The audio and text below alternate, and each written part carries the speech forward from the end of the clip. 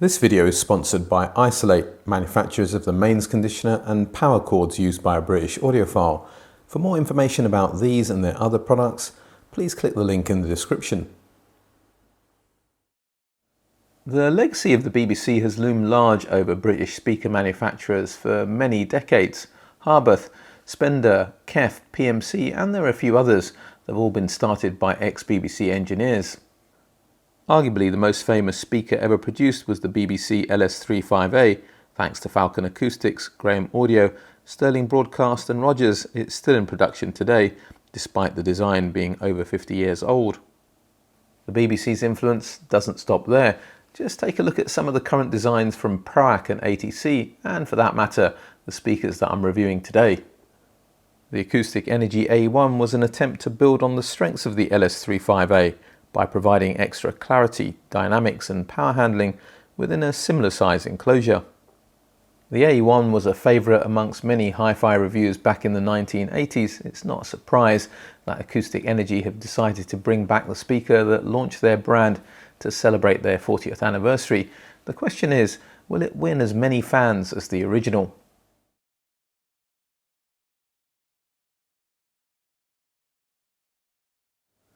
None of the parts for the original Acoustic Energy AE1 are still in production, so what we have here is a ground-up design with all new parts. It's been voiced similarly to the 1980s classic, with aluminium drivers and an almost identically sized enclosure. Measurements are 295 by 180 by 240 mm, or 11.6 by 7.1 by 9.5 inches, and the weight is 7 kilograms or 15.4 pounds. Gloss black finish is available, as well as the real wood walnut veneer seen here, with 10 coats of lacquer. The 40th anniversary speakers cost £1,499 a pair. The aluminium dome tweeter has grown from the first variant, which had a 25mm 1-inch diameter, to the current one, which is 29mm or 1.2 inches. It's still ferrofluid cooled for damping and to aid power handling, but has a larger rear chamber to lower the fundamental resonance and distortion. The midwoofer is also slightly larger than the 1980s classic at 125mm 5 inches. Acoustic Energy have stuck with the spun aluminium cone, which provides greater uniformity, stiffness and lower distortion than the cheaper pressed metal cones used on many drivers. The cone has an anodized ceramic coating on both sides for damping. As a modern enhancement, an aluminium shorting ring has been added to the motor structure in order to further reduce distortion by lowering the voice coil inductance. Thanks to the larger tweeter, the crossover point has also been lowered from 3K to 2800 Hz. Acoustic Energy have been able to ditch the fourth order crossover filters used in the originals for much simpler first order slopes. This is because the drivers are better behaved and it results in less parts in the signal path to impact on sound quality. The cabinet is superior to the speaker that put Acoustic Energy on the map 4 decades ago. The 2 front-firing ports remain, but instead of MDF, HDF is deployed with a bitumen layer sandwiched in the middle, ensuring that the enclosure is more inert. There's a solitary set of speaker binding posts on the rear, so bi-wiring or bi-amping is not an option. With headline figures of 87 dB sensitivity into 6 ohms, listening tests will truly reveal how difficult the AE140s are to drive.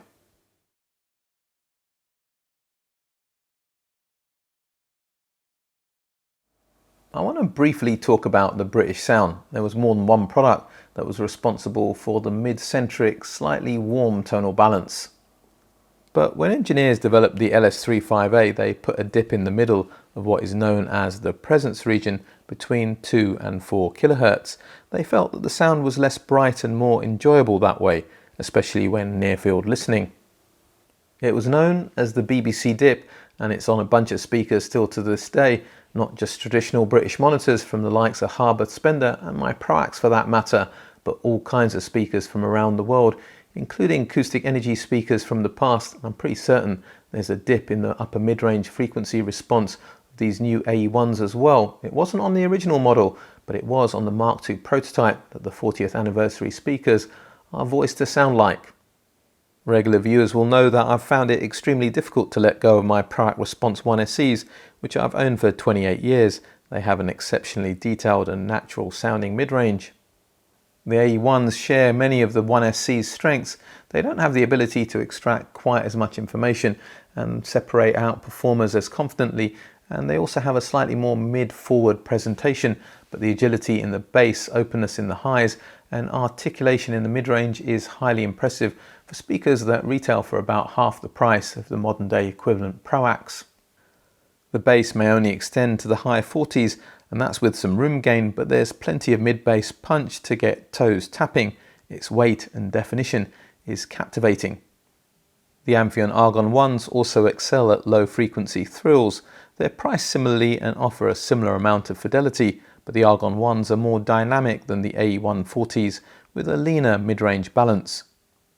Horses for courses here. I wouldn't say that the Argon 1s are better than the new Acoustic Energy speakers, just relative strengths and weaknesses. And for clarity, the Argon 1s are no longer here. They went back to the distributor a couple of months ago, but I did have them here as one of my reference speakers for 4 years, so I can fairly confidently make these generalized comparisons, and I'm not purely relying on audio memory. That's the benefit of having other speakers here for long periods as a common point of reference.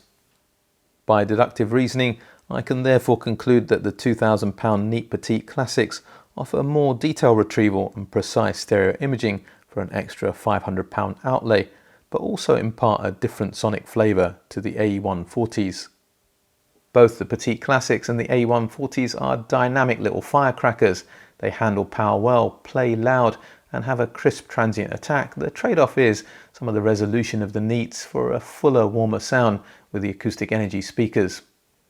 A quick diversion for this week's music suggestion: Grammy-winning artist Ledisi's tribute to the great Nina Simone. The live rendition of Wild is the Wind is a great track to test your system's ability to render female vocals and some acoustic instruments. The AE1s passed that test with flying colours, but I'm not quite done with comparisons just yet. A couple of my benchmark speakers are worth talking about. At just under £1,500, the Dali Mini SEs are the best sounding mini monitors that I've come across for the money. Not as much bass as the Acoustic Energy speakers, but a slightly cleaner sound. The Mini SEs are superior in separating instruments and placing them within a 3D soundstage. Acoustic Energy 40th anniversary speakers aren't bright thanks to that dip in the presence region, but vocals and lead instruments that occupy the heart of the mid-range do sit a little bit more forward in the soundstage. That's the main difference in presentation. The AE140s offer greater fidelity than my reference speakers below £1,000. The Monitor Audio Silver 107Gs have more low-frequency extension. Size matters, but not resolution or authentic tonality. Harmonic structures are relatively curtailed. That's enough with the speaker comparisons, but what about source equipment and amplifiers? What do you really need to get these speakers to fully show their talents?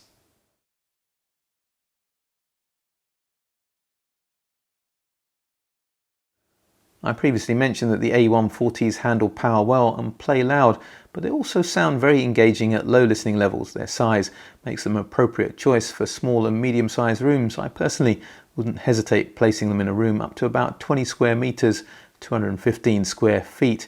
I suspect they're also going to be a candidate for near-field listening. Although I'd be reluctant to place them at the end of a desk, the true drivers are a bit further apart than many two-way stand mounts of similar size due to the location of the front-firing ports. The port arrangement means that they're more likely to be placed close to walls than rear-ported designs, but if you want to hear great stereo imaging and a three-dimensional soundstage, the Acoustic Energy speakers do need a bit of space around them. I wound up with the AE140's 85 cm, 33.5 inches from the wall behind them. That's measuring from the centre line of the front baffle. The tone angle was conventional too, with the speakers pointing just wide of my shoulders. As for guidance with source equipment, I'd advocate something with good resolution and spatial presentation. The Bluesound Node Nano as a streaming transport and Denafrip's Enyo 15th DAC would be my preferred choice. They work to treat. The original AE1s had a reputation of being demanding of amplification. I've been told by the designer that the 40th anniversary variant has been designed to be a little bit more forgiving. They have a sensitivity of 87 dB into a 6 ohm load, but as many of you know, that's only part of the story. The Audiolab 6000A Mark II is one of a handful of amplifiers below £1,000 that will make a good fist of driving them, helped by its robust power supply, 60,000 microfarads of filter capacitance, a healthy 50 watts per channel into 8 ohms, and a peak current capability of 11 amps. Not many of its competitors can deliver that. It did okay, nice resolution, but a little bit too soft with the transient attack, so nothing more than a stopgap. The extra detail and openness in the soundstage provided by the Exposure 2510 was appreciated. I could happily live with this combination, although I'd still crave a little bit more control over the leading edge of notes. That's exactly what the new Hegel H400 delivered, with extra grip and definition in the bass, whilst matching the exposure amplifier's ability to extract nuanced information in the mids and highs without obvious coloration. My Hegel H190 confirmed that the AE1's reputation for enjoying power isn't likely to change with this generation of speaker, stepping up from 75 watts per channel to 150 with a lot more current capability brought the AE140s to life. These Acoustic Energy speakers have a bit of coloration that could be described as the classic British sound, mid-focus with a warm tone. Synergy is a bit of a dark art, isn't it? But I think they'll work well with a wide variety of amplifiers. To be safe, I'll stick with 75 watts per channel as a minimum into 8 ohms, backed up with a good power supply.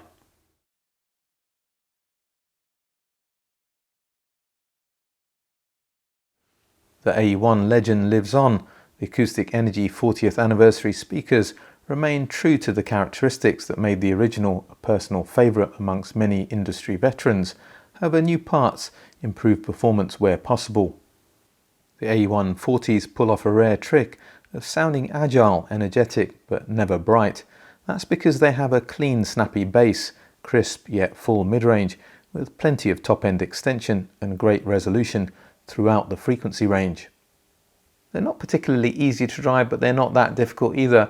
I think they'll work well with a wide variety of price-appropriate amplifiers in appropriate size rooms, but it's their mix of virtues that places the AE140s in a very select group of speakers that offer excellent value for money at this price.